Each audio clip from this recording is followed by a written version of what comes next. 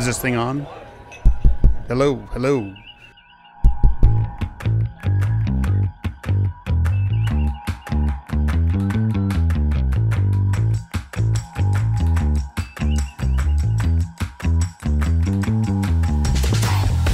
Welcome to Open Pike Night, the podcast where your personal logs are our prime directive. I'm your host, John T. Bolds, here tonight with some amazing guests, so many amazing guests, on stage and my co-host in the studio to start Season 2 of both Open Pike Night and Star Trek Strange New Worlds. Joining me today is the man who ships ships so much that he doesn't care what ships you're talking about from Strange New Worlds, he just ships every ship. Jesse from Sudden But Inevitable.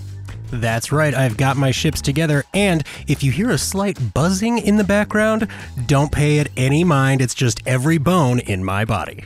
And the man who, like the other hosts of this podcast, is so excited about Strange New Worlds, he's just gone ahead and watched 60% of it already. Host of Green Shirt and Newbies Trek Through TNG, Cameron. If you could use any two seasons to describe yourself, what would they be? Oregano? Rosemary? Thyme and parsley for me. Thyme, of course. Tonight we're here to talk about just Season 2 and how excited we are for it and how excited all of our listeners and callers are for it. And first up, we're just going to start with, just a call. Just jumping into one? Yeah, we're just going to jump right into one. Here we go. I couldn't quite put to words how excited I am for Star Trek Strange New Worlds, so with a little inspiration and a little help from ChatGPT, I present to you The Night Before Star Trek. 'Twas the night before Star Trek, and all through the ship, not a crew member was stirring, not even a blip. The faces were polished, the tricorders prepared, in hopes that the new series soon would be aired. The Trekkies were nestled all snug in their beds, while visions of starships danced in their heads, and I, in my uniform with Spock-like precision, had just settled down for a long space mission. When out in the galaxy there arose such a clatter, I sprang from my bunk to see what was the matter. Away to the viewport I flew like a flash, tore open the shutters and threw up the sash. The moon on the breast of a distant strange world gave a lustre of adventure to objects unfurled, when what, to my wondering eyes, should appear but a brand new starship, boldly going, no fear. With a dashing young captain so lively and quick, I knew in a moment it must be our pick. More rapid than warp speed, the crew they all came, and they whistled and shouted and called them by name. Now Picard, now Kirk, now Sisko and Janeway, on Archer, on Pike, on Burnham and Saru. To the edge of the universe, to the unknown we'll fly. Now engage, engage, engage to the sky. As starships that before the wild nebula fly when they meet with an obstacle mount to the sky. So up to the heavens the new series they flew, with the ship full of hope and a whole crew of new. And then, in a twinkling, I heard in my ear the theme music playing so epic and clear. As I drew in my hand and was turning around, the transporter being activated with a bound. He hailed from the stars, this captain so bold, with a mission to explore new stories untold. His crew by his side, each one skilled and true, ready to face the unknown as they always do. Their ship took off with a powerful thrust, leaving behind the familiar in search of what's just. Through galaxies vast, they chart their own way, bringing hope to all corners in the Trekkin way. The Trekkies rejoiced, their excitement unbound, for a new series awaited with wonders profound. They gathered round screens with wide eyes and delight, eagerly anticipating the premiere's first light. The captain, the crew, the starship so grand, embarked on a voyage throughout the starland. Boldly they'd go where no one had been, exploring new frontiers, their resolve unbroken and keen. The fans held their breath as the opening theme played, memories of past series, nostalgia conveyed. But this new incarnation, a fresh chapter to write, a fusion of old and new to ignite the Trekkin light. With phasers and tricorders, the crew set a course to encounter strange new worlds and engage in discourse. With every episode, they'd share tales of lore, unraveling mysteries like never before. So, on the night before Star Trek, the anticipation grew, a fandom united, their passion shining through.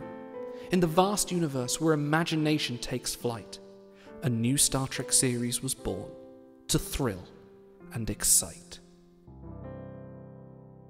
All right, that was returning caller Captain Idle, basically locking himself into giving us a recording like that every December from now on. Thank you so much, Captain Idle. That was fantastic. This angel just got his wings. And Captain Idle on the piano, folks. That part was not ChatGPT, by the way. The reverb was a nice touch. I was there. Yeah. Recorded at Vasquez Rocks. That's not true, but with time crystals. Yeah, it's fantastic. Man, we are here to not spoil anything about season 2, but we are here to get you excited about season 2. And man, I'm going to let Jesse start us off. Hey, Jesse, is anything, I haven't talked to you in a while. I don't think much has happened since last time we were recording together, right? No, there haven't been any episodes since then, which is rough, but if folks do want to check out the back catalog, I highly recommend that because, well, there's a lot of reasons. Okay, first of all, yes, there was a series of interviews with the entire bridge crew of Strange New Worlds that John and Cameron conducted very well, I may add, and I edited the heck out of. And if you really want, you could actually go watch those interviews as well as listen to them. They are on our YouTube, which is youtube.com/@OpenPike, or you can just check our back catalog to listen to them. Now, of course, Cameron and I did have to spill the beans there a little bit in that episode and explain, yes, Open Pike Night, because of the wonderful unending support of the audience and you, the person listening right now, has become the kind of podcast that can sort of swing our audience around a little bit and say, hey, you should probably hook us up with the preseason screeners so that we can get all of our content ready for our devoted fan base. And that totally happened. And we wouldn't be here without the audience. So thank you so much for giving us an avenue to bring more Star Trek to you in a way that allows us to be a little more prepared. If you listen to season 1, you know that it was hard for me to keep a lid on all of my emotions. That's not going to change. What is going to change is that I will have had time to think about those emotions by the time I talk about them with you. So hopefully I'll be a little bit more articulate and take up slightly less of your time and John and Cameron's time, of course. Now, all of that having been said, you guys, we watched the first 6 episodes. I finished them first. Maybe not yes, you did. To anyone's surprise. But I mean, it really was a moment of true self-discipline. I could have watched them all in one go because I was so excited at the end of the first one, which we can talk about a little bit, and we will. It's called The Broken Circle. That was released today, so we can say that. I watched that, and I was just so ready for the rest of the season. But Open Pike Night, as professional as it is actually sort of a side project for the rest of our real lives. So I did have to, pretend at least to be an adult for a couple of weeks while I space these episodes out. I'm happy to report that I am very happy with what I have to report. I was the second one to finish them somehow. You went on a week-long trip, so I guess that's your excuse. Yep. to nature. You went out and touched grass or red rocks. So much grass. I saw a bighorn sheep. Yeah. 2 of them. And a bobcat. A bobcat butt. Yeah. Mere inches away, there are photos. You will see photos. Follow us on Instagram and Twitter and Blue Sky at Openpike. So we're going to talk about it. You know me, I'm the most critical one. I've got some critiques I want to ready people's expectations, but it's very enjoyable. I would say the first 6 episodes are about just as enjoyable as the first 6 episodes of season 1. I would agree with that. I was the last one to see them all. The first 6 episodes are as enjoyable as season 1. They are not the same. It's a different 6 episodes as season. It is a different season. Take that as you will. I mean, some folks are going to like this better than season 1. Mm-hmm. Some folks are going to like season 1 better. That's the way everyone goes, and there's going to inevitably be comparisons. In fact, my rating system for this season, guys, we will not be ranking episodes in order as they come out. We will be ranking them against their season 1 counterparts as to how each of us liked them, whether we liked the season 1 episode 1 better or the season 2 episode 1 better. Mm-hmm. This is so gonna be fun. I will again make you choose. So let me ask you guys this, because I was kind of thinking about what's different this time around. At first I was like, maybe season 2 is not taking as big a swings as season 1 did. And then I started thinking about the actual episodes and I said, nope, that's wrong. That's not true. So what is different? And I think that even though they're equally enjoyable, I think the highs of season 1 were higher, but season 2 is more consistent throughout. I could see that, which is a similar comparison people draw between TNG and DS9. Like I've heard it said DS9, the highs are not as high as TNG, but the lows are not as low as TNG also. And I could see that being an apt comparison for what we've seen so far. I was trying to think, how would I simplify it for somebody who has seen season 1? I would say if season 1 is talk, season 2 is action.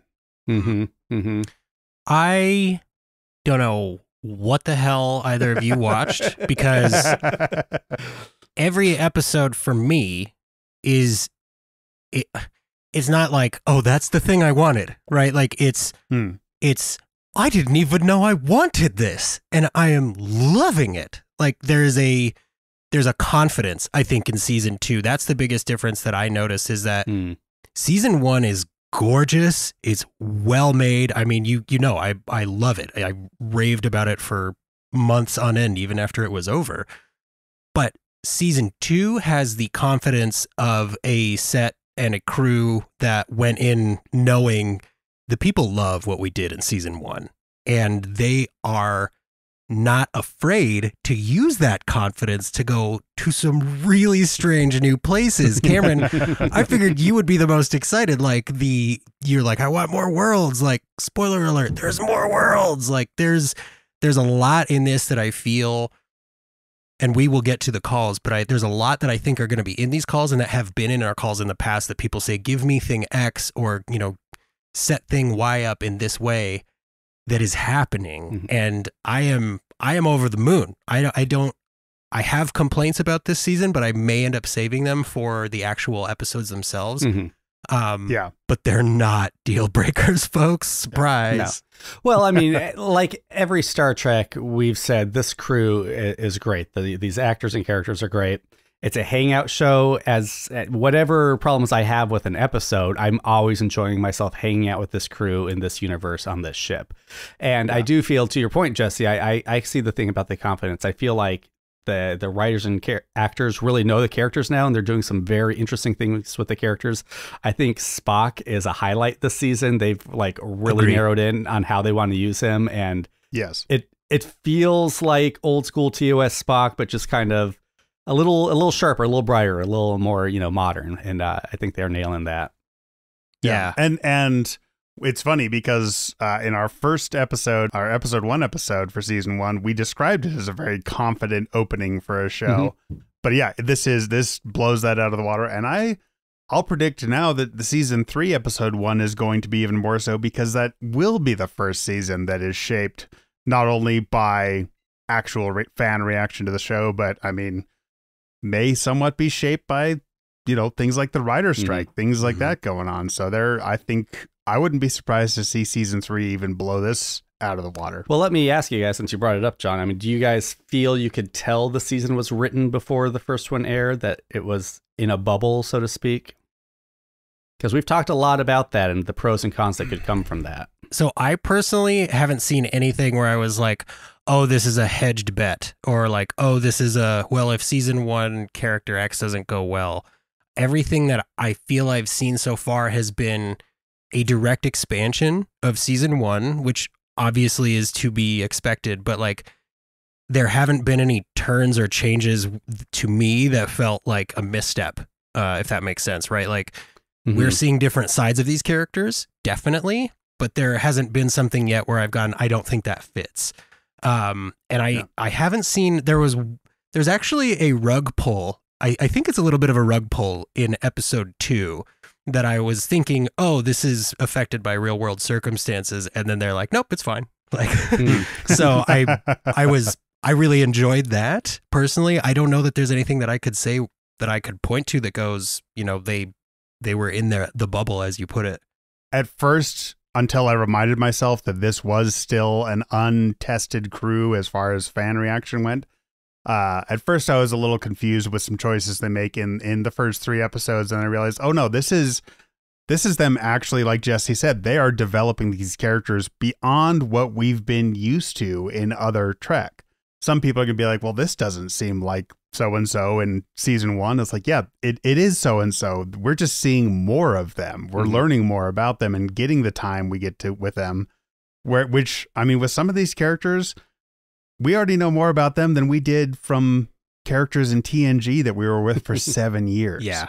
So I think that is where my confusion was. But now that it's like, okay, we're just meeting more and more of each of these people, and I do enjoy it. I do feel like there are elements and characters that fans really latched onto and loved, Mortagus, that they don't give us as much as they would have had they known the reaction. We do get Mortagus, everyone, but probably not as much as followers of the hashtag would want, at least in the first 6 season episodes. We're rabid. And then I also feel like there's paths they're going down that people didn't respond to in a huge way in season 1. That I'm like, oh, interesting. They're really doubling down on that, and I don't know if that's a fan favorite, but we'll see. Mm-hmm. We'll see how season 2 does with it.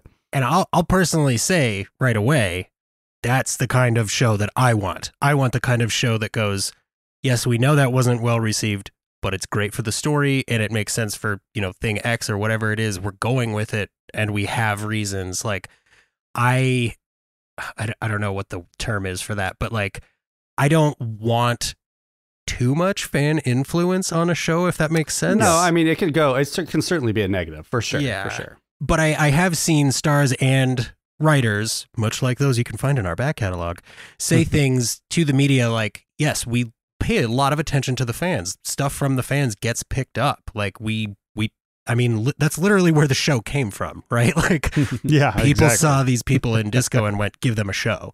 Mm-hmm. So it is a bit of a double-edged sword, and I appreciate you bringing that up because, I don't know, I feel like the answer people would expect me to give is like, only listen to the fans. and we are at a time these days where fan investment is it's more and more unique with every individual fan. Mm-hmm. And some fans have voices louder than others that may get heard more.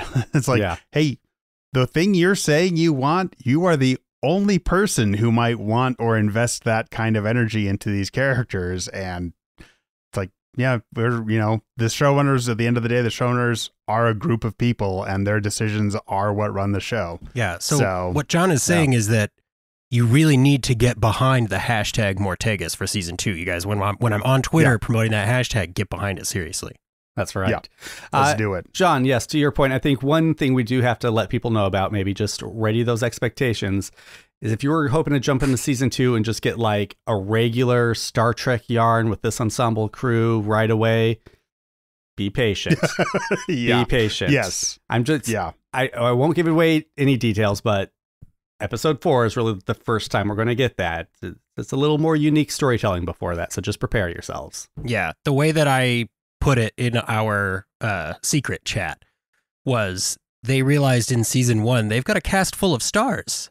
Like, it would be really easy to pair them up or put them in a group of 3 and get great episodes out of A and B plots, that happened. And I'll give you guys a hint. Think about what pairings you might want to see. Somebody might ask us that in one of their calls. Okay. Yeah. We'll keep that in mind. But yes, I've been watching a ton of TOS to get ready for this, and because I'm an absolute degenerate and I need more Star Trek at all times, and this really is embracing everything about TOS, okay? I'm talking everything, minus the questionable politics. I would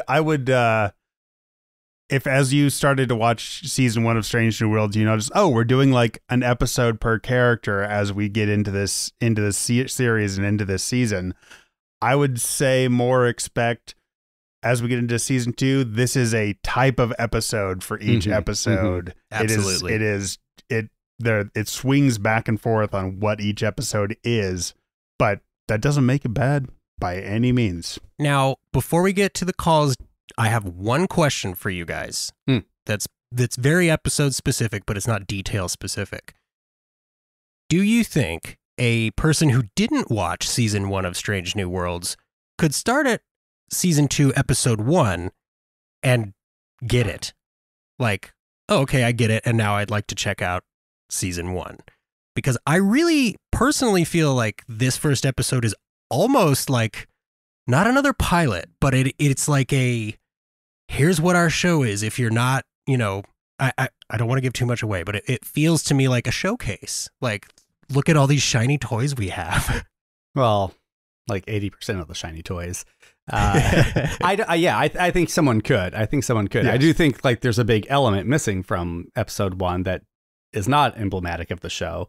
But otherwise, I think you could jump in and pretty quickly be like, I know who these characters are, and maybe I don't know exactly why they're doing what they're doing right now, but like, it's a Star Trek show. I get it. Yeah. Right. Yeah. And if you watched just episode 1 of season 2 and thought, oh, I'll go back and catch up on season 1, episode 1 of season 1, you're going to be like, wow, this is different than what I just watched. But by the time but it wouldn't be too off-putting. I think it would be a great journey, and we'd love to hear your reaction if you're out there and you do that. Absolutely. If you're listening to this, if you're just getting into Strange New Worlds, one, have no doubt, all of us are telling you right now, start watching Strange New Worlds, and also call into Open Pike Night at openpike.com/join us. And also consider supporting us and our work on Patreon.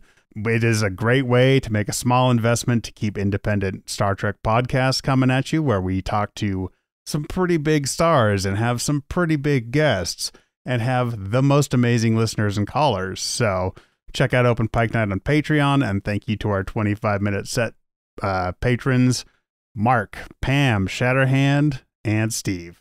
You guys make this show self-sustaining, so thank you so much, because you're giving the world more Star Trek podcasting. Say that next time somebody asks you what you did good lately. We are Open Pike Night, which means we are an Open Mic Night themed podcast.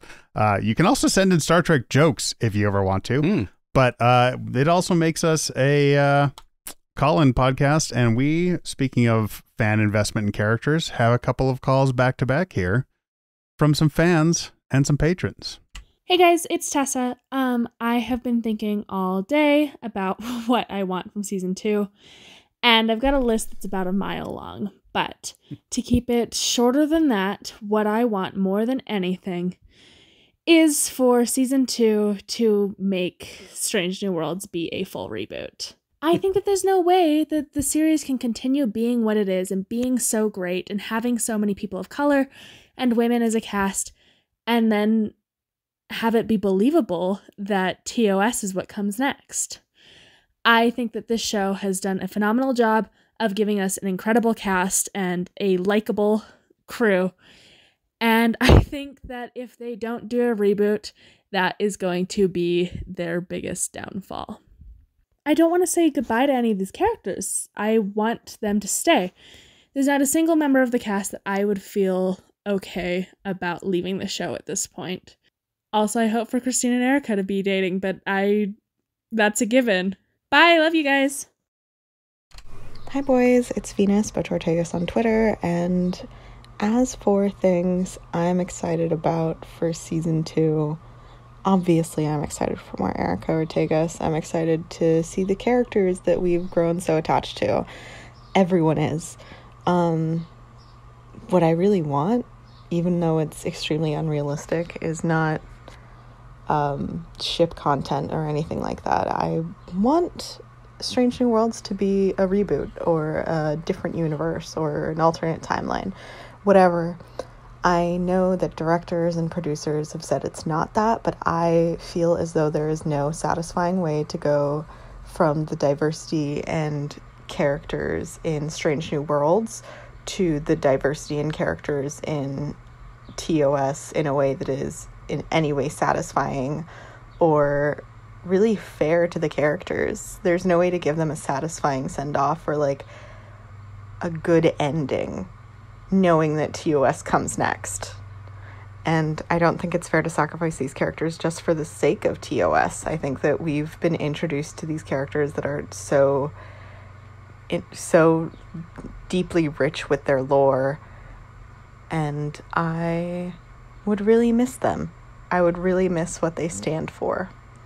And I think that TOS, while it was great to kickstart the series and the franchise, isn't what we should strive to achieve as our end goal anymore. I think that we have greater things to look forward to. We are about to be 11 episodes into this series, and these characters and stories are so good that people are already mourning the fact that James T. Kirk has to take over the Enterprise at some point. Okay, I gotta ask, John, because I know that you have a very specific theory in this field.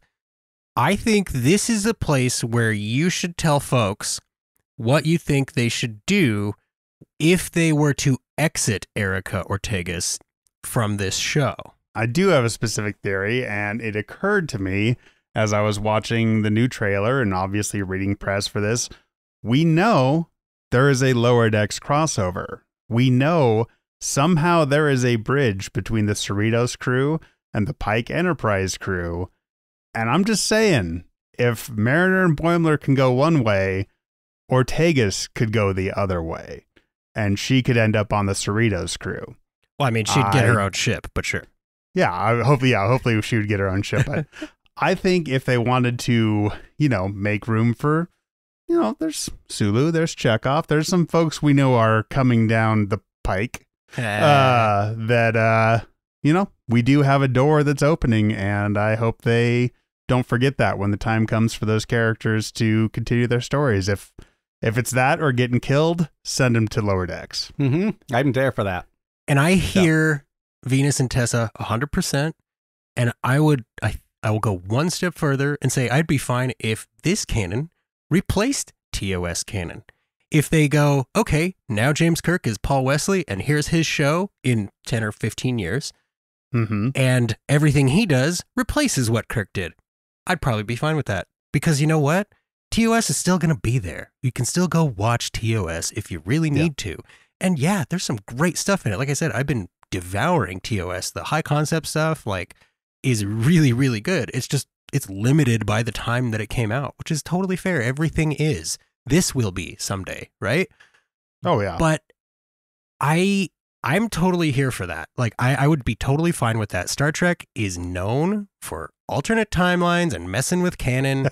And you guys know that I don't care really that much about canon. So I am totally behind Tessa and Venus. I still don't know why Discovery and Strange New Worlds was not part of the Kelvin universe. It seemed like I thought it was going to be. It seemed like that's what they wanted to do, and why they didn't do that, I don't know. So on that page, I agree. On the other one, I guess I don't really understand the issue. I want Strange New Worlds to go as long as it can, and then I want a new show, one that preferably takes place post TNG. I don't want to see the Adventures of Kirk. We've seen the Adventures of Kirk. Yeah. TOS was as diverse for its time as Strange New Worlds is for our time. And I think that's fine. And, we don't have to kill these characters off. Like you said, John Ortegas could go off to another timeline, maybe another universe. That's great. I'm fine with that. Let's see these guys through the end of their mission, and then let's get another show. Yeah. And they're all super capable characters. They could get promoted to head of Starfleet Medical, or they get their own ship. There could be, I feel there are a lot of satisfying ways to exit the characters from this time frame in Trek, but I don't know that they really need to Cameron's point. Go ahead, Cam. You know what I want? Because I don't want Paul Wesley commanding the Enterprise and just seeing new versions of the we don't need that. We've seen it. What's the point? Yeah. I want a show where maybe it's Eric Ortegas, it's someone on another ship, and basically they're just 2 days behind the Enterprise and dealing with all the messes the Enterprise did. A show that just intersects with the events of TOS. Yeah. Yeah. Okay, I gotcha. I was gonna say that's very Lower Decks. Yeah. If it was actually following, that would be good. Not a TOS era Lower Decks would be pretty fun. And that gives the fans a way to just further indict TOS if that's your flavor, right? Right. I think that's great. Plus, idea. It would be super confusing for everybody when the second version of Lower Decks is called Lower Decks: The Original Series. Right. I will say, if you have never called into Open Pike, call in. But we got 17 calls for this episode, guys. I feel so loved, guys. Super loved. It's amazing. So let's go ahead and hear from another caller. Hello, everyone at Open Pike Night. This is Patrick from the It's Got Star Trek podcast. Hi, Pat. I'm undertaking another one of these very stressful, limited to 90-second audio recordings, and this time without the potential interruption of my co-hosts, Dan and Jesse. But there's a million reasons to be on the hype train for Season 2 of Strange New Worlds. However, for me, I think one of the main ones is I'm looking forward to see how we're surprised, right? Because going into Season 1, I think a lot of people were expecting another cool Star Trek show. They were very curious about what they were going to do with Captain Pike, etc.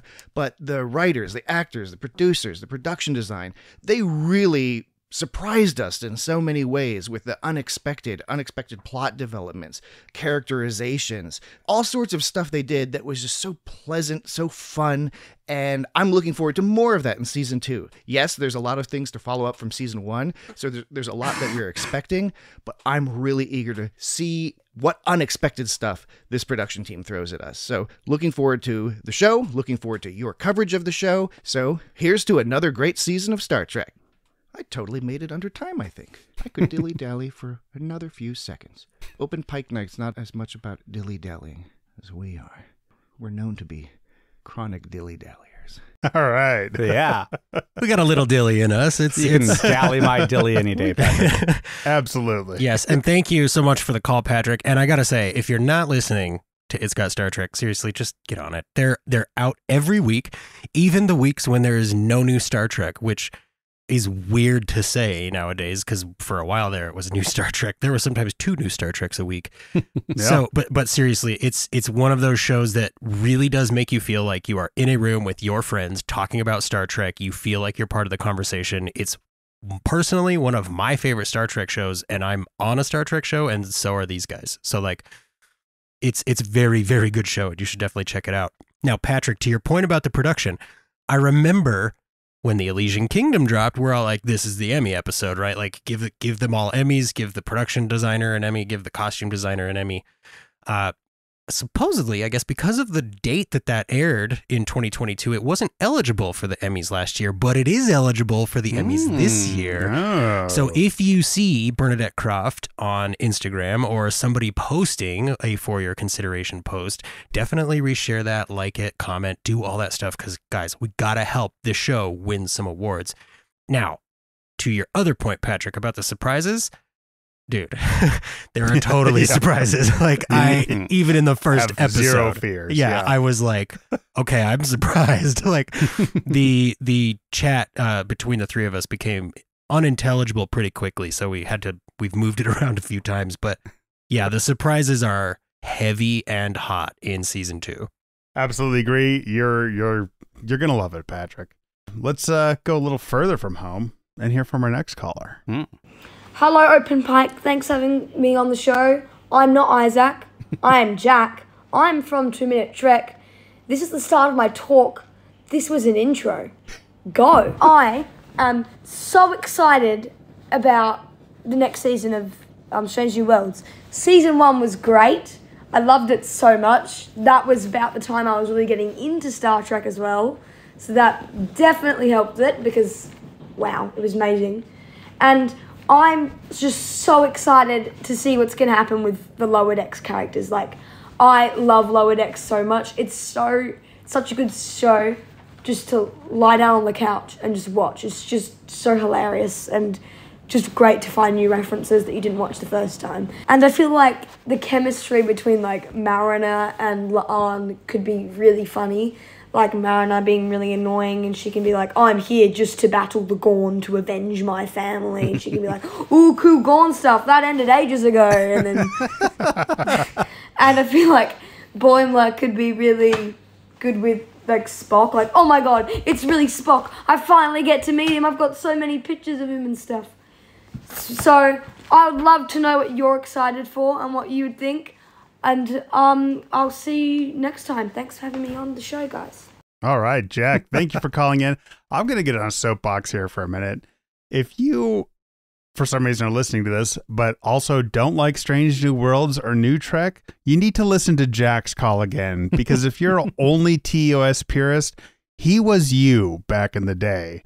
And that is the excitement that anybody who loves any Star Trek felt when they saw their Star Trek. This is somebody's new Star Trek, so get on board and stop being a jerk about hating different treks. I'm going to be disappointed if that exchange doesn't happen in the Lower Decks crossover now, Jack. Right? And if you're out there thinking, wow, they let their kids listen to Open Pike Night and watch Lower Decks, like, they're Australian. It's fine. Don't worry. Lower Decks is my 9-year-old's favorite Star Trek show because it has butts. He explicitly tells me it's because there's butts. Cameron, you got to show him the rest of the butts in Star Trek. Come on. There are so many butts in Where Star are the Trek. butts? Give me a list of butts, Star Trek butts. Okay, well, so far, one of our post-season episodes, we will be ranking the butts of Star Trek, apparently, on Open Pike Night. Prepare your calls now for best butts in Star Trek. Any Trek.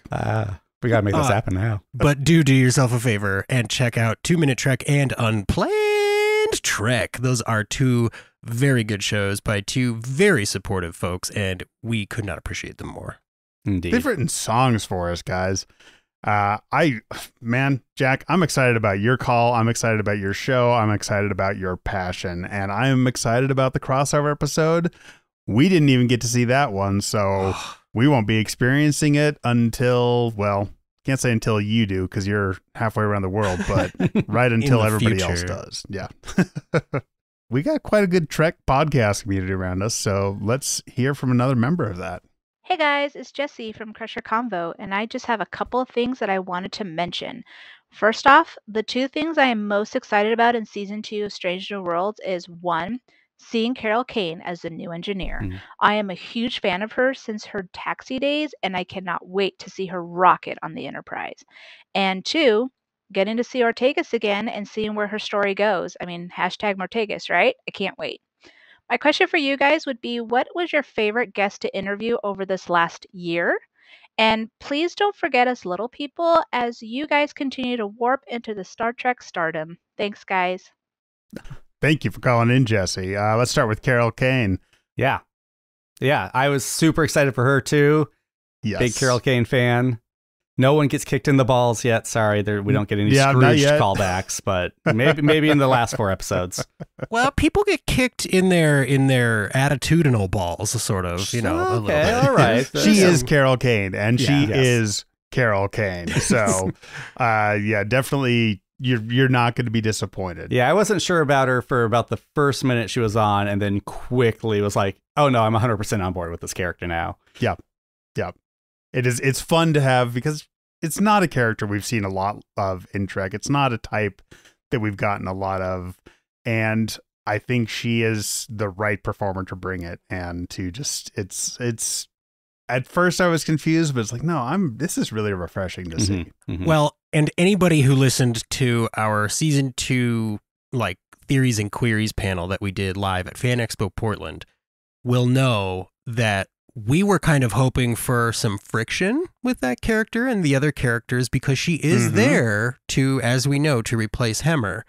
And I cannot speak any further than that, so I will just stop there. As far as our favorite guests, we had so many great guests. We had writers, we had performers.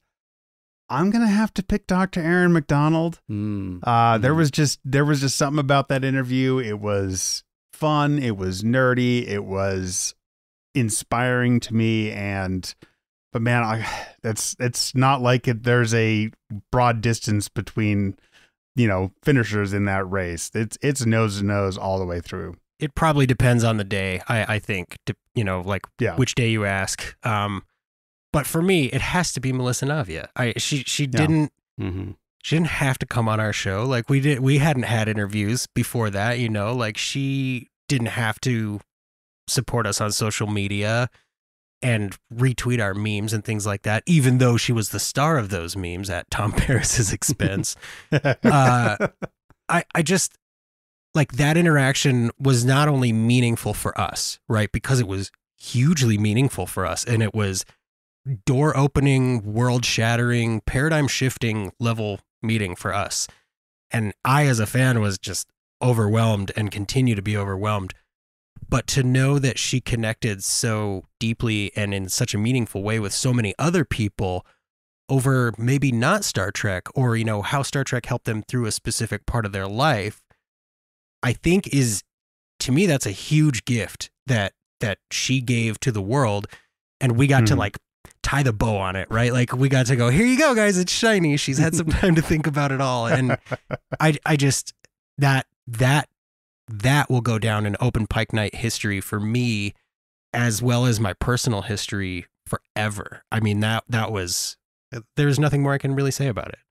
I mean, yeah, going in and being like, oh, I mean, hopefully she gives us at least 30 minutes, and then 3 hours later saying goodbye. Yeah. Yeah, on one hand, that's the easy answer. It's definitely the highest of highs, right?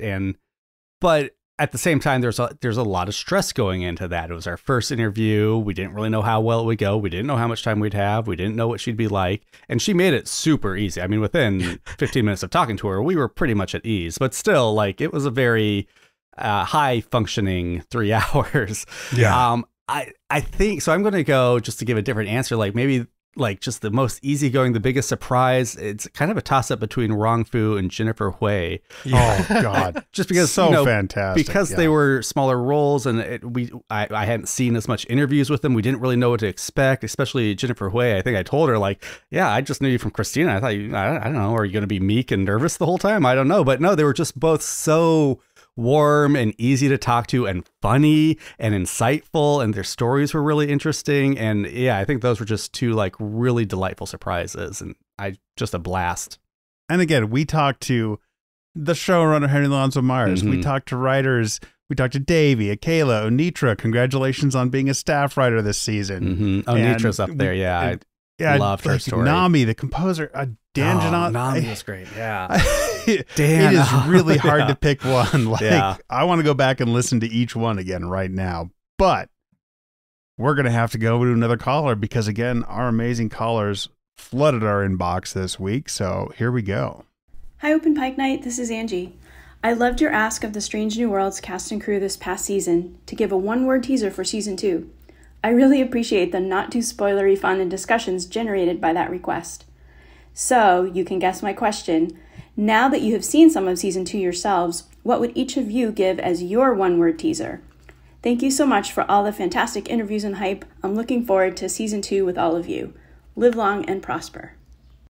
Oh, Angie. Oh, I love it. Such a great question. Also, now I feel really bad for asking all those people that question because this is difficult. It's hard. I'm on the spot. I fortunately, if you're new to Open Pike Night, I'm the one, producer John, who collates all the calls. So I'm the only one who actually hears them before we record. So Jesse and Cam, I gave them a little bit of like 15 minutes ago, told them to think about this, but they haven't had as long as I have. So would you guys like me to start? Yes, please. All right. I'm going to say my one-word tease for Season 2 of Star Trek Strange New Worlds is regrets. I was trying to think of one from that episode. Damn, that's a really good one, John. Oh, it's more than... Yeah. That's good. I think I'm going to, through the power of hyphens, get away with father-in-law. Ooh. I like that. Highlight for me. Yep. Jesse's deep. Jesse is stumped. It's this kind of question breaks Jesse's heart. He loves everything and wants to say every word right now. It's true. Wow. Let's see. One word. Okay. And I'm going to say blue. Okay, I think I know what you're talking about. I think I know it. I think I know where you're going with that one. Okay. Throw those up on your own individual murder boards, everybody. We'll get those posted and we'll see what people think we meant as the season goes along. And I got to say thank you to Angie for asking that, and thank you for asking that in the Discord. She got the whole list. Everybody is going through it as we speak. And it prompted the brilliant idea, obviously, as we see those one-word teases that we were given in Season 1, we will keep that list updated and checked off so that you know what to keep looking for, so you can do the Leonardo DiCaprio pointing meme yourself. Now, we have already had one of our one-word teases in an actual Season 2 teaser. If you haven't listened to our previous episode with writer Bill Wolkoff, who is a WGA strike captain, WGA Strong, then you don't know that we already heard the word go in that first teaser when Spock is telling the ship to go. And if you've been listening to Open Pike Night, you've already been waiting for that for like months. Okay. So this is the kind of anticipation that you can get in on if you're an Open Pike Night listener. We will be checking each one of our one-word teases off, and I guarantee you we will be collecting more for season 3. Ooh, man. On with the hype. Here comes our next caller, a fantastic supporter. Hi, Open Pike Night. This is Engineer Mark. And season 2 is just about upon us. Yeah, it still is.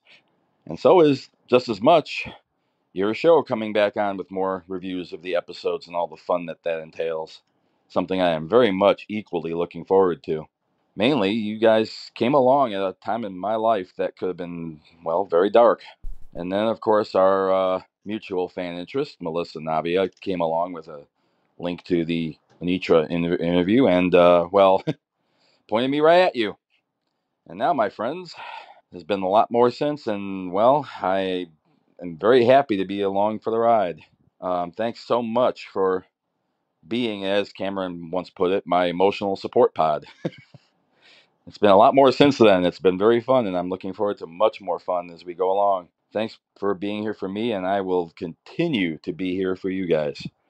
Live long and prosper. Thank you, Mark. I've heard that 3 times. I'm still getting choked up. Right. That's Mark is truly emblematic of the kind of fan that we have met through this show. And that is one more tally on the Melissa Navia list, right? Because wow, I mean, before we met Mark in person at Fan Expo Portland, we were like, you guys, fans want to meet us. Like, I don't even know how to feel about that. My wife told me, yeah, you guys are going to totally get killed in Portland. Like, and some of the fans' wives told them that too. They were like, you can't just go meet podcasters. That's how people get murdered. Most dangerous group of people. You guys, we went to karaoke. We hung out all 3 days at the convention. Like, we ate at food trucks together. These are people that we are literally friends with now because of Star Trek, and that is my favorite thing about the show. Thank you, Mark. Mark shows with his call how enriching this experience of Open Pike Night has been for us as creators and just as people, and meeting new people and making new friends. And personally, I will say, and you can say to anybody who's like, ugh, white guys, what do you call a bunch of white guys together? A podcast. There are a lot worse things a bunch of white guys could be doing together. Just remember that. So if somebody's in a podcast, that's just remember depends that. on the podcast. True. It's easy to be like, I'm talking about Star Trek with my friends, and that's not nothing. That's fun. That's a great way to pass the time. But is it more than that? And it's communicating, it's connecting with people, it's building societies and groups and communities that can share and laugh and talk together, and it's nice to remember every once in a while that it goes a little more beyond that sometimes. You guys, I told people for weeks when we got back from that convention, like, I'm over 30 and I made a real life friend, like more than one real life new friend, you guys. Like, that is, our generation has every reason to want to stay in their house all the time and never go outside and do anything. But like, call into Open Pike Night because you are our people. We are your people. This is us. We got out of the house. We met the captain of the Enterprise, and apparently he thinks we're troublemakers, and I'm fine with that. Anson Mount called us troublemakers, guys. Love it. It was absolutely. Oh, wow.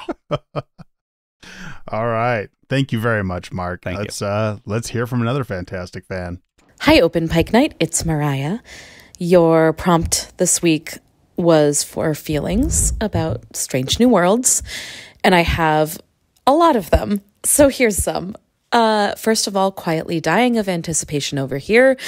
I said no to a social engagement on June 15th because it is Strange New Worlds premiere day, and I am planning on staying home and watching episode 1 at least twice. Thank you. Okay, here's the other thing. Over the last year, I'm a fan fiction writer. I love writing fan fiction. I enjoy it as a way of interacting with the characters in a different way. I enjoy spinning out scenarios and just kind of seeing what happens. So, unbeknownst to myself as I was writing, I decided that I ship La'an and Nurse Chapel. And, you know, everyone has their own ships and they can have their feelings. But with the romance between La'an and Kirk, I immediately was like, yeah, sure, that sounds great, because this Chapel gives me Kirk vibes. Season 1 Nurse Chapel definitely had that brash, I'm going to just run in because I believe in what I'm doing, and so here we go, kind of charming, kind of flirty thing that TOS Kirk definitely had. And since I decided that La'an and Chapel belong together in my fanfiction universe, I'm okay with La'an and Kirk belonging together in canon universe. That is the end of my feelings. Thank you very much. Goodbye. Wow. Oh, Mariah, boy, is there stuff waiting for you in season 2 is all I'm going to say. Things happen and characters interact in season 2, and I can't be any more specific than that. At times face to face. Yes. Also, I'm just going to say, I tried my hand at some fan fiction in screenplay form as well this past year, and wouldn't you know it, Onitra Johnson stole my idea. So, oh yes, she did. Onitra. I'm just going to throw this out there, okay? If you're listening and you're like, sure, Cameron, which is people would be fair to do. No, that's me. Like I'm that guy. Like almost every time somebody goes, you know, okay, so a little bit more behind the curtain. I run all the social media accounts at Open Pike. So every time somebody on Twitter goes, you know, oh, I had this idea for Star Trek 15 years ago, and it's like, really, come on. But like in this one instance, I can actually vouch for Cameron because he sent us the script and asked for notes and was like, here's the screenplay. And this was like minutes after season 1 was over. So it was like, this is an actual instance where as I was watching this episode, I texted Cameron and John both multiple times. I cannot wait to see Cameron's reaction to this episode. Yes. Like when you get to this episode, Cameron, fine. I need your reaction in a live feed format. And once I finally saw the episode, I was like, oh wow, okay. There's not that many similarities, but there's like one line. I'm like, oh, hey, we were on the same wavelength. That's how I view it. Because actually, if you remember our interview with her at the end, I said, I feel inspired as a parent and a writer. And later that day, I wrote out like half the screenplay, and she must have been sending me something because it was a lot like her first episode this season. So, absolutely. So we will get her back and confront her, is what we're saying. Yes. How dare you steal my idea 6 months before I ever had it? Get in the face of that successful young single mother. You guys, he will give her what for on this podcast. Transitioning into one of those podcasts, okay? We're gonna get a really mean sounding URL.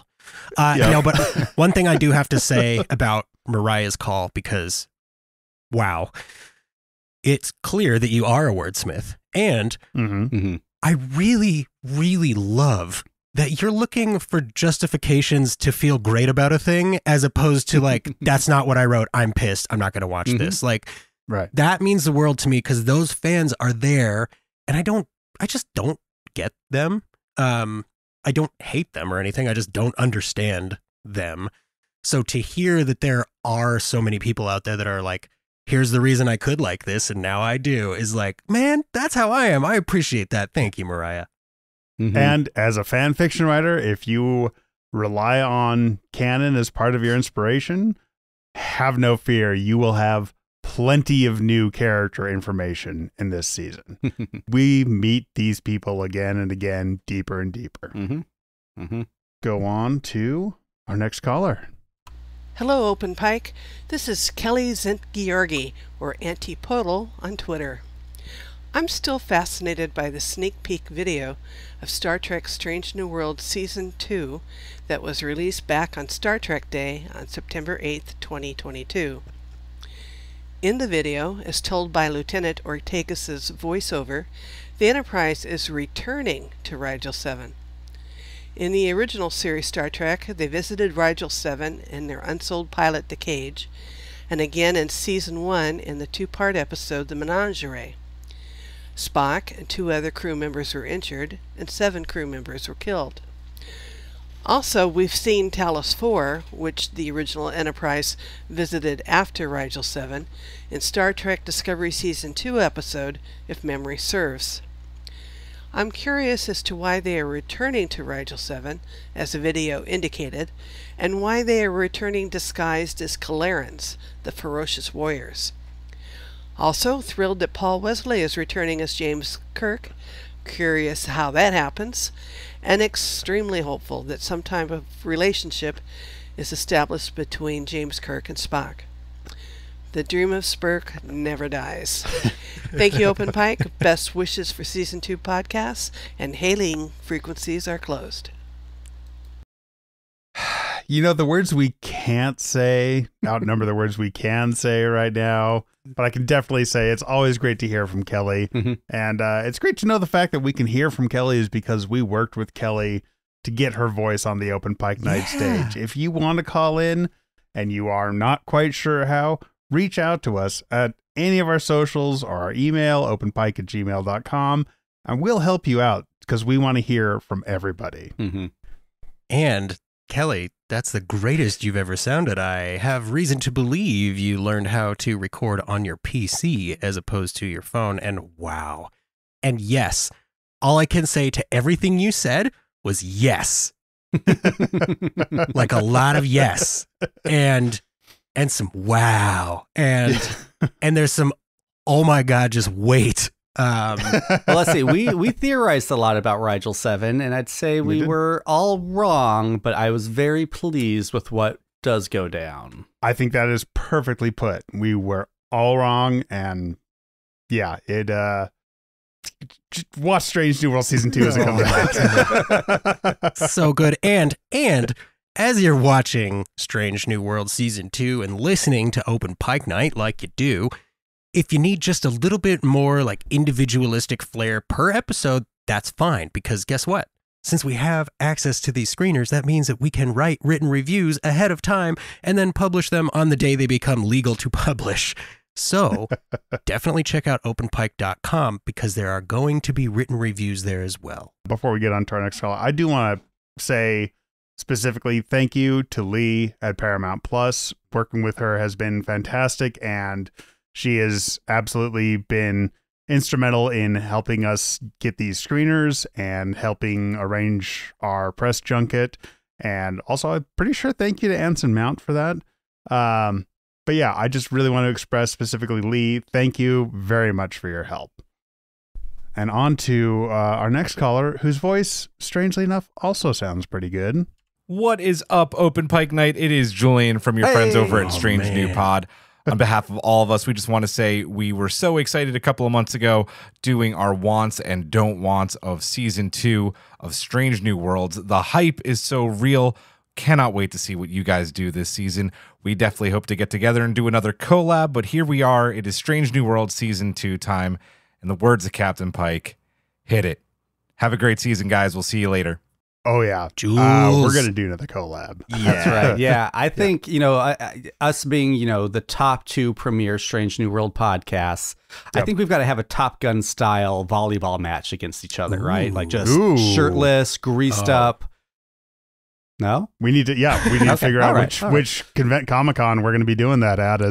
I thought you meant metaphorically. I was like, okay, how does this work? And Cameron's we take our shirts off, we oil up. I was like, oh, it's not a metaphor. Okay. Listen to some 80s music. Yep. Also, I know for a fact, Julian has also seen the same 6 episodes we've seen. So, and he was pretty much in agreement with his vague tweets review that dropped this morning. Yep. And yeah, if you haven't had a chance to hear Strange New Pod, it's a fantastic group of people over there.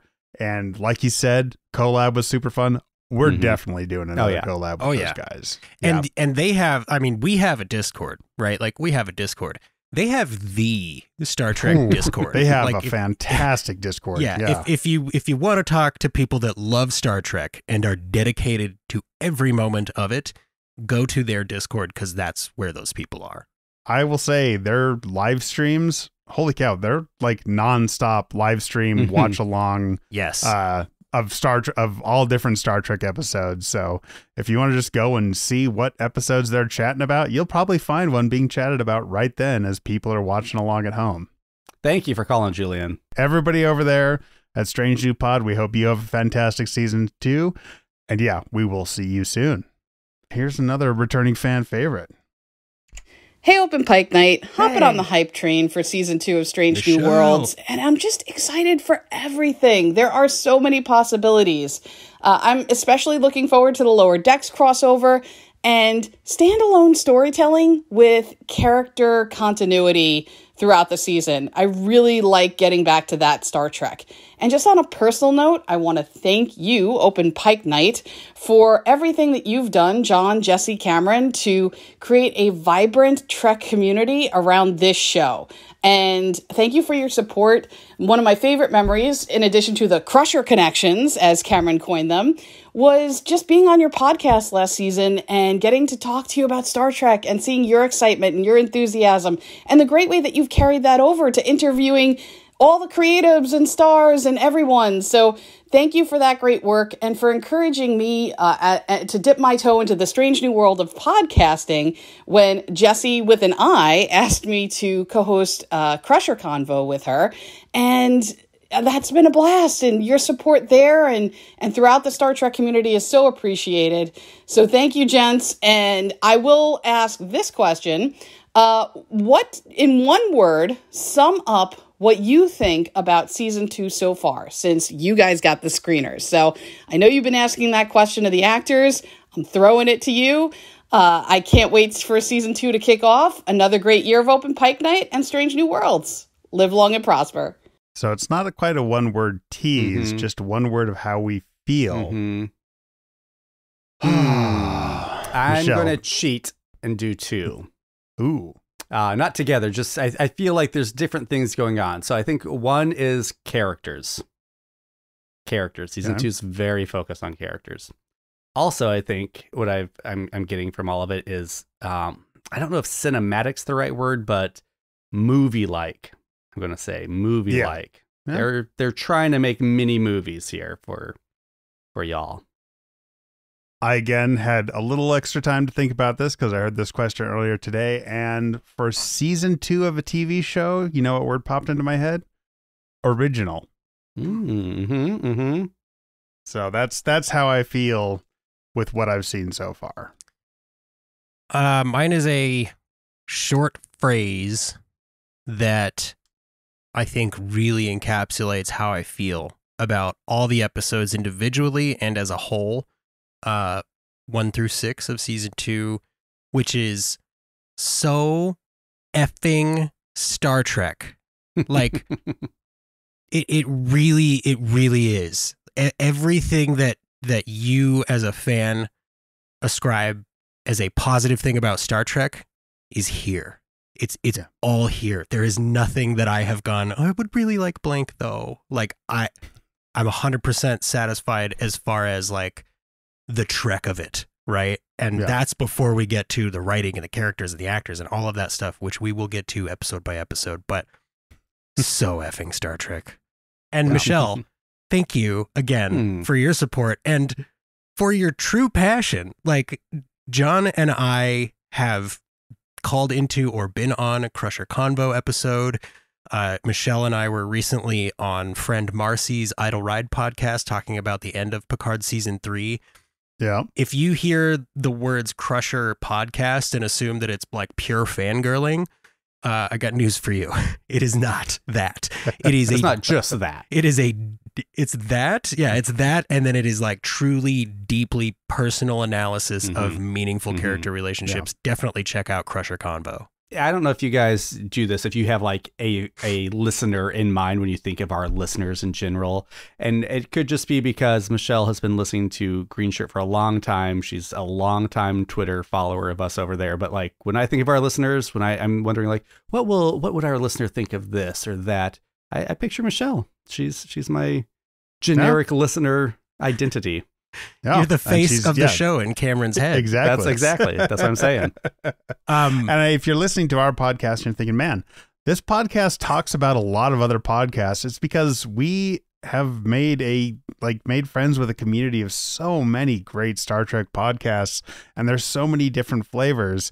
So if Open Pike isn't for you, check out Strange New Pod, check out It's Got Star Trek, check out 2 Minute Trek, check out Crusher Convo. There's so many different perspectives. I'm missing a huge list. I can't think of who I'm missing. Hi guys, this is Isaac from OPN Trek.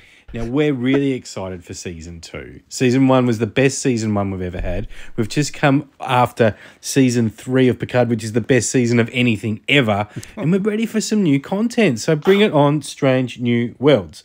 What I want out of this season, and I'd love you fellas to talk about it too, is this the season we're going to see Sarek?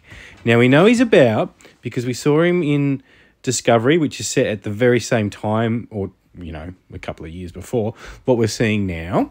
And we've seen Cybok, or the back of Cybok briefly, but are we going to see everybody's dad, Sarek, this year in Strange New Worlds? All right, guys, all the best for the next 10 weeks and the episodes to come. We can't wait. And thanks for having us on the stage. See you soon. Bye. Plan Trek. You can't buy branding like that, guys. You really can't. I wish I could show you. We should probably cut together a montage of our interviewees' faces every time Isaac comes on and says that. Just everyone loves it. From every writer, actor, just the smiles it brings. Absolutely. And is it, guys, are we cursed like Cassandra with knowledge having seen these screeners? Like, there's nothing I can say. There's plenty I could say right now, but nothing that wouldn't be a spoiler. Okay, you guys, I think I figured out how to answer this question. Go listen to our interview with Matthew McFadgen, who played the Romulan commander in season 1's finale, A Balance of Terror remake called Equality of Mercy, and just picture him as Sarek, because that's who we want as Sarek personally, for the Romulan commander connection. But other than that, all I can say is we would love for him to get that role. And Sarek is one of my favorite characters because he is so emblematic of that father that's so hard to get the approval of, right? Even though we know Sarek has a soft side, he is still all Vulcan, and he really, the people in his life do deal with that. But Cameron and John are right. Like, I don't know that we can say anything specific at all. I mean, obviously something happens that's making us react this way, but whether it means Sarek shows up or doesn't, I'm just going to leave that part of the mystery. Yes. Right. Yes. And we all know Sarek has a soft spot for human women. So he does. Let's get on to our next caller. Hey, this is Jen, Season Girl. I have avoided all but one trailer, so I guess for the next few days I'm going to have to really stay away from spoilers because I love to go in blind for new seasons and such, but I am super excited. My favorite Open Pike moment is when, in a couple of the interviews, the people you interviewed, like my question about what kind of question they always wanted to have asked them but never got asked, especially that one scientist. Sorry, that's my dog barking. Especially since that one scientist was, the question she liked to be asked was who she liked to ship, which came out of left field. Yeah, that was probably one of my favorite moments. Tala likes to give her opinion. I'm looking forward to all the interviews this season and watching what happens on Strange New Worlds. We get calls from people all the time, and I want to say, anybody who thinks, is it weird that I want to listen just to hear my call? No, it's not weird. That's the point. It's, I've listened to an entire podcast just so maybe they might name drop me. Exactly. I just loved. I'm like, oh, Jen, that is the most podcaster thing ever. And I love it. Yeah. Okay, Jen, I have so much about that. One, that was one of my favorite moments was when Dr. Erin McDonald spilled gushed a little bit about her fan fiction because of your question. Yep. Because of that answer, John and I went into, or here's a little behind the scenes on our recent press junket. We asked Ethan and Jess Bush, they're the big ship on this series. What's one of their favorite ships from television? The thus proceeded one of the most awkward 30 seconds of our life, as they could just not answer that question. Okay, and the reason why I don't know if we'll ever release a full video of the silence. We were specifically told at the start of the junket, do not interrupt the talent. And I think both Cam and I interpreted that as like, we cannot be the ones to try and steer this away. Well, I did try to steer away a couple times, and they wouldn't have it. They're like, no, let me think. And then they just sat in silence for 10 seconds. We're like, guys, we have 5 minutes with you. 5 minutes. If this is a bad question, that's fine. We've got more. Yeah. We can move on. Even editing it did not feel like 30 seconds. I felt embarrassed. I was like, I wasn't even there and I feel embarrassed. And not because like you guys screwed something up or anything. It was just like, I felt so bad. Sometimes a question doesn't gel. Yeah. It was a question out of left field, and it was apparently 2 out of left field. So that is on, that's absolutely on us. The actors we talked to are consummate professionals, but it was a long day for them. And they're just getting weird questions left and right all day. Not everyone's going to trigger something in their head. It was funny. But if you're a patron, we are thinking of releasing the full unedited video to patrons. So maybe if you want to watch Cam and John squirm, if that's worth $2 to you, maybe. Yeah. And Jen, that is, your question has become one of our favorites also. Mm-hmm. Yeah. And again, yes, call in and listen to your question get answered by the people that make frigging Star Trek like that. Right. Like, and not to harp on Jen or anything, like specifically, that's part of why we designed this format, because we thought, we don't want to just give our opinions on a thing. Like, we want to experience this with the community, and there is no community if you don't call in. So go to openpike.com/join us. You can record right there, or you can record a 90-second MP3 and email it to us at openpike@gmail.com.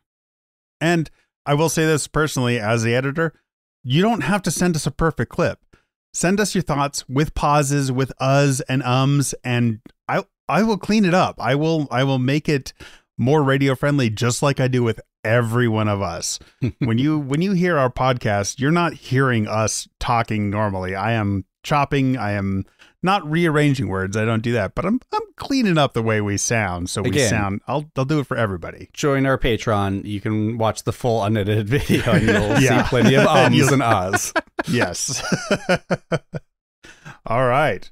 On to the voice I think we've all been hoping for and expecting at some point in this podcast. This is Peter again. Before we switch the focus to Season 2, I have a couple of Ask Me Anything questions about your experience creating and running Season 1 of the Open Pike Night podcast. When you first developed the idea for the podcast, you probably had some expectations and a sense of how the podcast will work. What was something which surprised you once you started to work on the podcast that you did not expect when you developed the idea of Open Pike Night? Also, was there anything which turned out to be harder than expected to do for the podcast? Thank you for continuing to do the show. The time between the 2 seasons just flew by, and I look forward to the upcoming discussions about Season 2. Live long and prosper. Thank you, as always, Peter. Mm-hmm. Personally, what I didn't expect when we started a call-in Star Trek TV show was you, Peter. You and every caller like you who has become a devoted part of the show and an integral part of the show. And as far as the scope, I'd say I didn't expect our show to become what it is today. I didn't expect to be recording something now a year plus after starting it. Yeah, full disclosure, I think when we started, we're like, we'll do a fun, short-lived 10-episode podcast about a new show, and maybe we'll be able to get some new listeners and drive them towards some of our other shows, Green Shirt and Sudden But Inevitable. And so, yes, I was surprised when such a big community grew up around it that we got to the end of Season 1 and we're like, well, we can't stop, right, guys? We got to keep this going. For me, the biggest surprise was that we were able to keep it going. Sure. The show was over for a year plus, and we put out episodes every 2 weeks with somebody who helped make Season 1. And it was like, all seriousness, Cameron and John, they do the administrative stuff, right? They send the emails, they find the guests, that kind of thing. And you guys, oh my God, get ready for season 2 because of the guests. But as the social media coordinator, I get to just announce everything. And so I get that news first, and you guys can attest. I am the child. Like when they go, here's what's going on, I'm like, oh my God, I can't believe we got that person. Like, how did we do that? And Cameron goes, we just asked. And it's like I don't think people believe us either. Seriously, like how'd you? It's like I seriously just sent an email. Cam just sent an email, and then now those emails sound very professional. They're backed up with stats. They have numbers attached to them. Like we're not half-assing this, right? We're putting a lot of effort into it. And to answer the second part of your question, Peter, I would say we did not think we would end up in a spot where we would be putting this much effort into this. Like. There are days where I have to find 5 or 10 minutes at work just to reply to people on Twitter because it's like, man, there are 45 people talking to us on Twitter right now. Like Cam and John, I know, have had to mute notifications to get through their days. Like there are things that we hoped for, right? But almost none of this did we anticipate. And I genuinely, I had been on a lot of podcasts, like short podcasts, long podcasts, that kind of thing. But I was thinking, okay, here will be a podcast I can really put my name on and that we can be proud of. And again, we were like, it'll be 10 episodes and then we'll probably reconvene next year, do the second season. But at the end of it, it was just like the response to this show has been so much bigger than anything I've ever done creatively. So I was like, yes, full force. Let's just keep going. If you guys have the bandwidth, let's do this. And I'm so thankful that you do because I have not stopped having a blast. Like, every day feels like convention day to me when we sit down to record, and I am so grateful specifically to all of our listeners. But Peter, man, our first caller. Yeah, and we did a convention panel. None of us expected to be going to a convention and hosting a panel within our first year we hit milestone after milestone as far as podcasting goes, and none of those milestones are as important as this community that's built up. So that has been the biggest surprise. I think maybe the hardest thing was, Twitter melting down in the middle of us, building a Twitter following was not ideal. Oh boy. Yeah. We had a lot of connections with writers and such on Twitter who suddenly left Twitter and we no longer had those connections with them. Now we've got Blue Sky, we've got Discords, we've got Instagrams, TikToks. We're trying to keep everyone on. So maybe that's the unexpected hardness.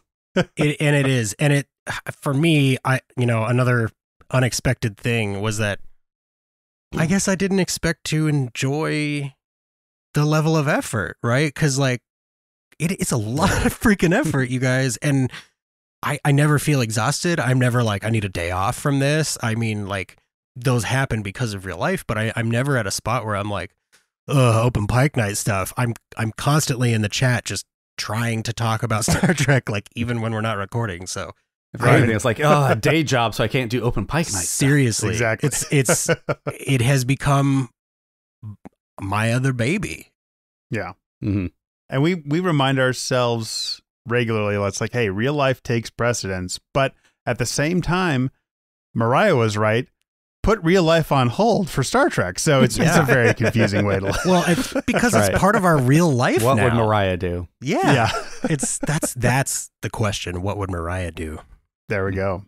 Well, we do have to reach the end of our callers at some point, and we are there with yet another of our wonderful Star Trek podcasting friends. Hey, Open Pike. It's Abby Summer from the First Flight podcast. Just finished my season 1 rewatch of Strange New Worlds, ready for later this week when we get season 2. And I always like to pose a question to you. So here's what I was thinking when I was done. With just 10 episodes, it's hard to get all of the different characters interacting with each other. And we get these little snippets of what we know are deeper and longer relationships and stories. So what characters that we didn't see pair off or have a lot of interaction in season 1 would you really like to see more of in season 2? I think one of the ones that jumps out for me right away is I want more of the backstory with Pike and Mbenga. We know that they've done some time together on Earth. We know that they have a long history and that they really deeply trust and respect each other. So I'd like to see a little bit more of that relationship. And I really want to see what kind of hijinks Ortegas and Chap will get into.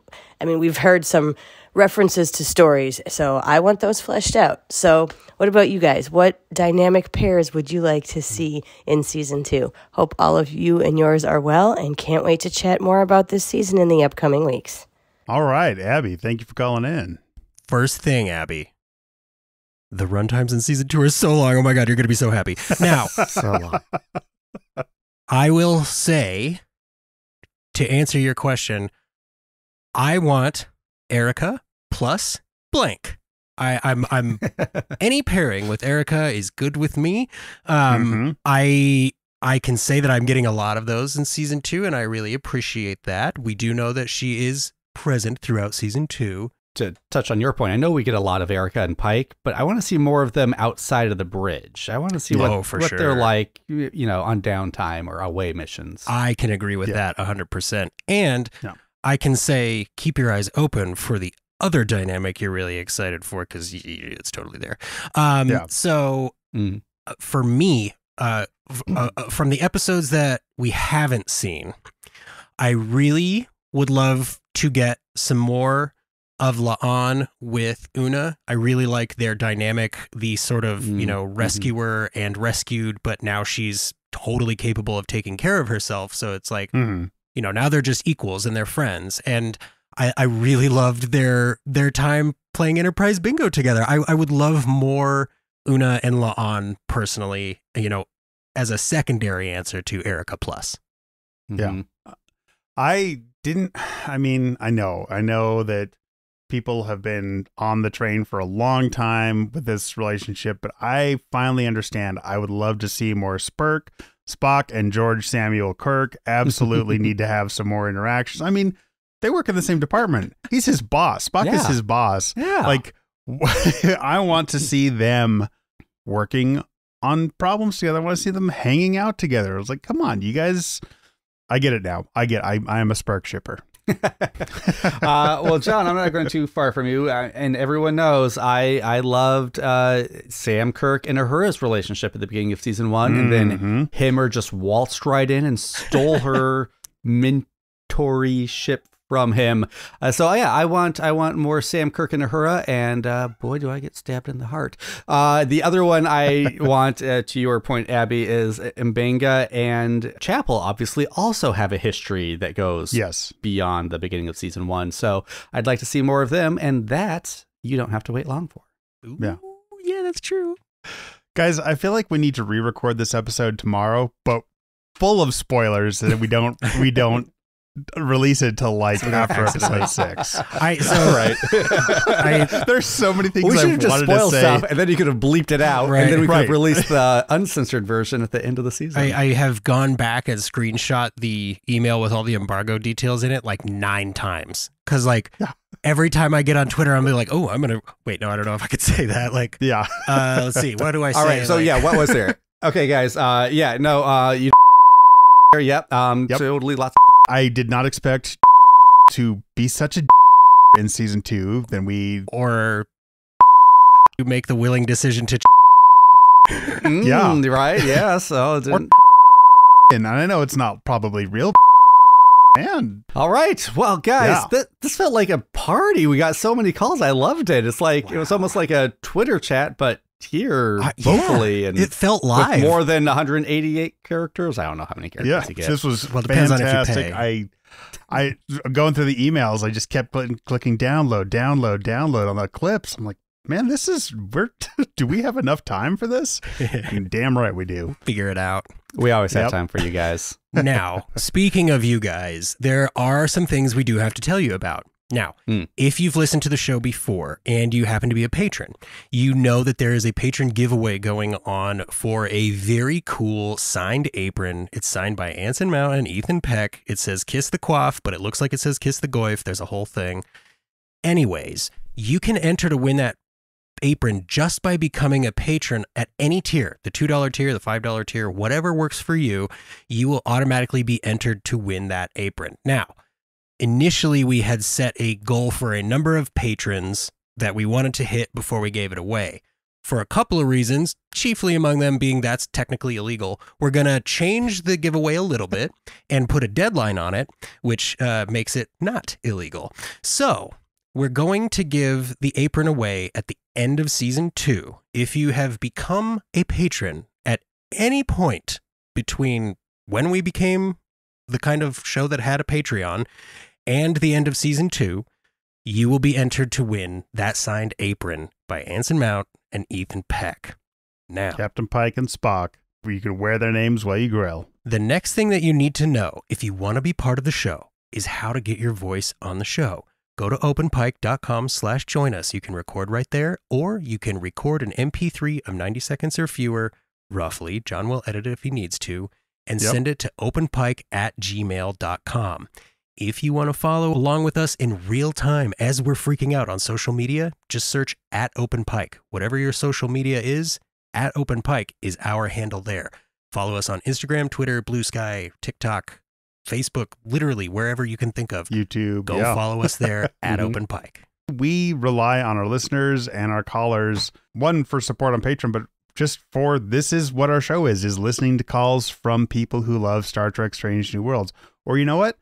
People who hate Star Trek Strange New Worlds. I mean, don't be a jerk when you call in, but if you got a big problem with an episode and you can put it into a concise 90-second thought, send it to us. We're not just here to say, I love this, I love this, I love this, because we won't love everything, and you'll hear us criticizing this show that we do a podcast about. Speaking of criticizing, if you have Apple iTunes and you haven't left us a rating or review yet, head on over there. Don't criticize. I mean, if you want to criticize, be honest. Just give us your honest feedback. Let the world know. We're really hoping we can expand more the second season and bring in even more voices.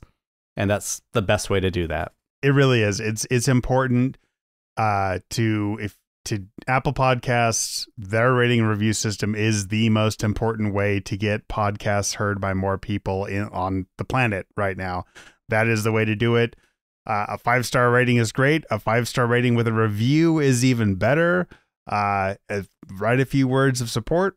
Again, like Cam said, you could criticize, but at least be fair in your criticism. And Jesse has a great template for highlighting some reviews. So if you write something particularly snazzy, it may end up on some social medias.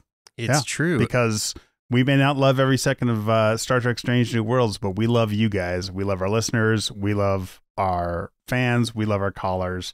Again, this community has been the best part of Open Pike Night. And I'll go ahead and say it, if there are unlocked smartphones at your house, subscribe them to Open Pike Night. Like, what are they going to do? What was the worst thing that could happen? Somebody go, oh, you added a podcast on my phone. Like, they're not going to care. Just do it and set it to automatically download. We would really appreciate that. Oh, we even have an Open Pike Substack where you can get newsletters where it pops into your email. You don't even have to go to social media. You'll get an email saying, here's who you need to call in for this week. What you want to, what type of call we're looking for as far as a question, a comment, something like that, and when we need it by. So, yeah, it is. We've done all we can to make it as easy for you to call in, to listen, to celebrate Open Pike Night, and especially celebrate Star Trek Strange New Worlds with us. Season 2 drops in 2 days. Oh my gosh. And man, all of you callers who are what you're hoping for today. We can't wait. Can't wait to see your reactions. Yeah. And again, if you haven't, make us Open Pike Night your Strange New Worlds podcast, where your personal logs are the prime directive. Cam, where else can people find you besides the Open Pike Night Stage? Yes, well, if you need to cram in some more Star Trek before Thursday, you can always journey on over to Green Shirt and Newbie Trek Through the Next Generation, where we are watching TNG Season 6 currently, but also we have started, and Abby, who you just heard, has started her DS9 rewatch along with us. We now have the DS9 Minute. If you don't have enough time to listen to another 1.5 hour long podcast, well, we've got you. We can tell you all about an episode of DS9 in less time than it takes to drive to the grocery store. We've got 9 thoughts. We'll each. We'll tell them all in 9 minutes. It's a lot of fun so far. We're about three episodes in by the time you hear this. I was genuinely impressed as a person who has not seen all of DS9. I was like, what could they do that's going to be meaningful in 9 minutes? And I was like, okay, this is a great show. Like I listened to your second episode without even watching the second episode of DS9. That's how high my confidence is in the DS9 minutes. I think that's the best way to do it. Yeah. I think you need to watch TNG before you listen to Green Shirt. You need to listen to the DS9 minute before you watch the DS9 episode. And you'll just have that much more of a deep, fun understanding of the episode. Okay, you know what? We're going to do one more tease. Because of the WGA writers' strike, WGA Strong, we don't really know when season 3 of Strange New Worlds might hit. So we have begun internal discussions around additional Star Trek podcast miniseries to maybe keep the thirst slaked between seasons of Strange New Worlds. So keep your eyes open. Yeah, absolutely. And as you've heard already, we will be doing a Best Butts of Star Trek episode at some point after season 2 finishes in August. And Jesse is laughing uncontrollably right now. So Jesse, it's only because I know you're going to actually make us do it. Oh, absolutely. Yeah, we're doing this episode. Julian, are you listening? This could be the crossover episode right here. I am on board for that. I want to hear Giraffe's list. Oh, yeah. All right, Jesse, where else can folks find you? If for whatever reason you need more of me in your life, just go to Twitter, look up @OpenPike, and that's where I am earning probably all of our 1-star reviews. And that is the easiest way that you can interact directly with the show when it's not on or when we haven't made a call to action. Again, any social media @OpenPike. Twitter is the one that I'm on the most just because it fits my overly verbose style of texting, I guess. But we are also on Blue Sky, and we are really going to make a push to stay current on Instagram this season, you guys. We will find out. I can be found on various social medias. I am the one running the Open Pike Night TikTok, so it's starting to slowly take off. We're getting more followers there. And yeah, we'll just keep building this fan group, building this Open Pike Night Stage. We'll make it bigger and bigger and bigger. We'll do like a 3-level stage if we have to. It'll be... By the time you're getting to season 4 or 5, it's just going to be a mess with 700 callers, and you won't be able to play get like in. 6 at a time. Yeah. Every new color is just another brick in the wall. The food is going to suck by season 5, you guys. Seriously. Well, it's been a long night. It's been a long couple weeks, and we have got to go wait a couple of more days for episode 1 of Strange New Worlds season 2 to drop. So I think it's time we remodel the Open Pike Night Theater a little bit, guys. So everybody, be sure to grab your drinks. Be sure to tip your servers. You can go anywhere you want, but you can't stay here.